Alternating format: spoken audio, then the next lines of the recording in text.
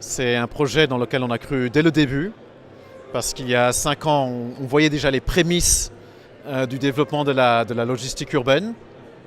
Et on a tout de suite pensé que ce terrain, qui était vide à l'époque, qui est de grande dimension, se prêterait idéalement à la logistique urbaine autour de Paris.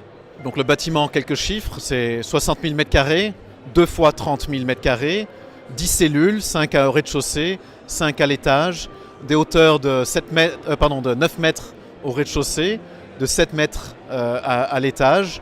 Le bâtiment a été conçu pour avoir une certification BREEAM Excellent, ce qui est le plus haut niveau qu'on puisse obtenir dans notre secteur, dans cette catégorie d'entrepôt. IKEA n'est pas le seul client, parce que sur les 63 000 m² que nous avons développés, 13 000 m² sont occupés par Leroy Merlin et 50 000 m² donc par IKEA que nous avons plaisir d'inaugurer aujourd'hui.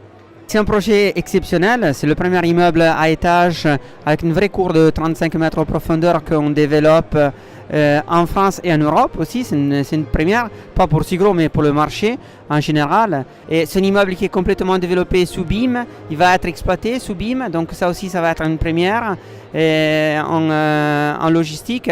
Donc je dirais que c'est un immeuble avec plein de records.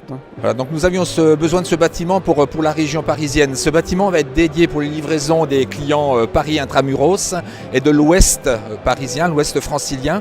Et Châtres donc mettra l'accent sur le reste de la région parisienne. À l'origine, en fait, quand on travaillait sur Gennevilliers, on n'avait pas encore entendu parler de la Madeleine.